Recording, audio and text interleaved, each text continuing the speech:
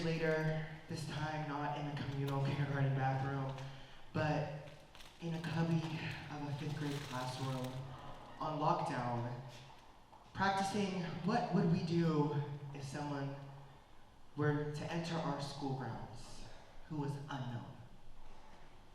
5 years later, after that, on 9/11, remembering what had happened to our country while preparing for what might happen to my school building.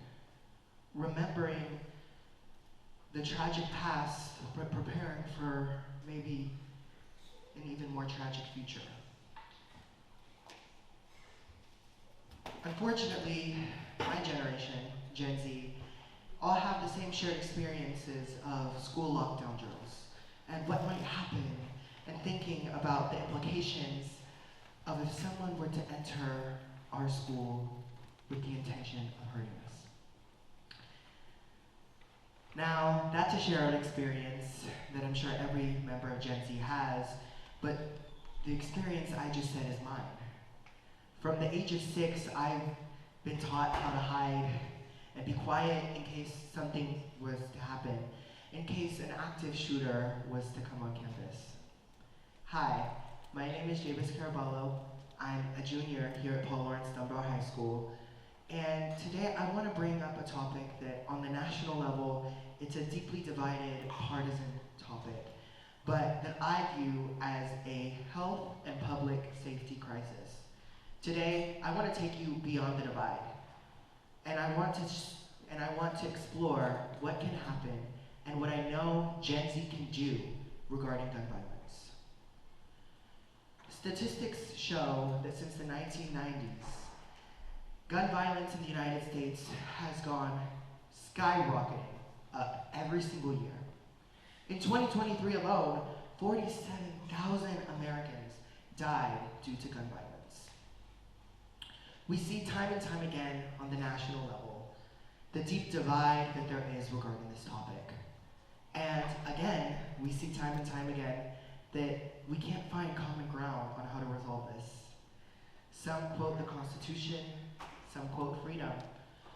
But the harsh reality is that Gen Z has been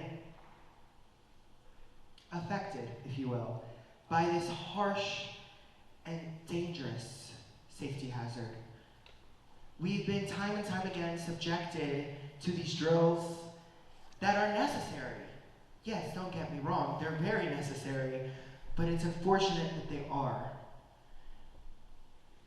I was watching a speech on the House floor the other day, and they were speaking about how it's one of the fundamental American freedoms, fundamental American liberties that we have to be able to bear arms. But when does it go from a liberty to danger? Time and time again, the national conversation turns dangerous when we speak about gun violence. And don't get me wrong, it's something that we need to speak about, but that we need to speak about peacefully. As I said, Gen Z is the most equipped generation to deal with this issue because we have been subjected to preparing for this issue. Now, my talk is a timely call to action for Gen Z to solve this deeply divided issue. 2 months ago, my life was turned around when I was forced to see a video of a popular conservative political commentator being assassinated in Utah. My life was deeply changed because I felt traumatized, I felt disgusted, I felt deeply affected by the video that I had just seen. And that was when it finally clicked to me that it doesn't matter what part of the aforementioned divide you're on, it doesn't matter what your perspective is on it, we have all been affected in some way, shape, or form by gun violence. For example, I was affected by that video, and I was hundreds of miles away from where it happened. We see time and time again, students are affected by the trauma, by the PTSD of gun violence. We see time and time again, students are being subjected to living in fear of having someone come into their school building while they're trying to get a basic education. I was virtual for 5 years. I did school virtually, and with that came certain implications of safety.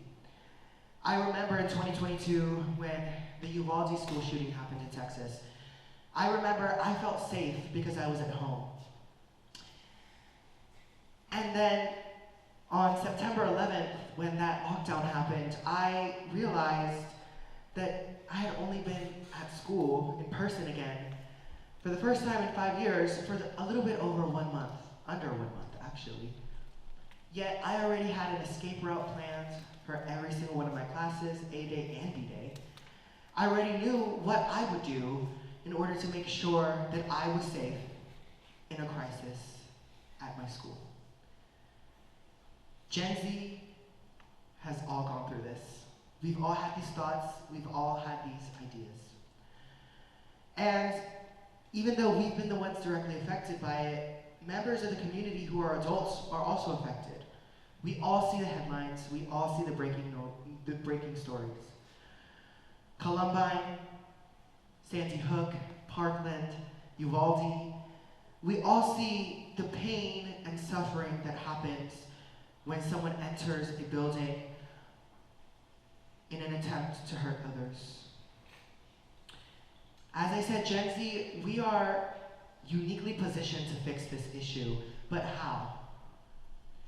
We need to organize, we need to step up, and we need to make our voices heard in a peaceful way. A call to action is something that shouldn't be interpreted violently, shouldn't be interpreted in any way but peaceful. So how can we do this?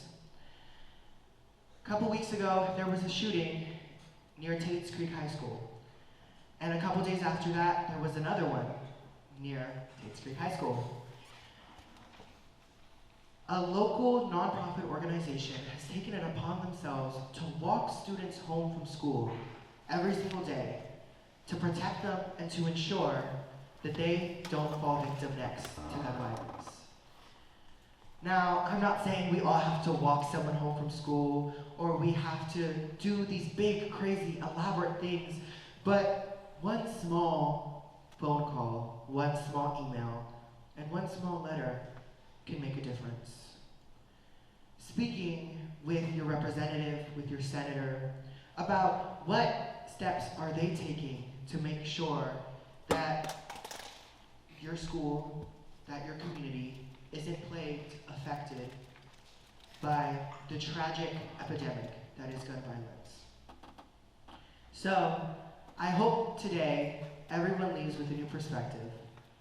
That Gen Z, we are uniquely positioned to seek and to look beyond the divide. Because we have been uniquely positioned through our shared experiences of preparation for school shootings, our shared experiences of generational trauma as it relates to gun violence, to end the tragic epidemic. Thank you.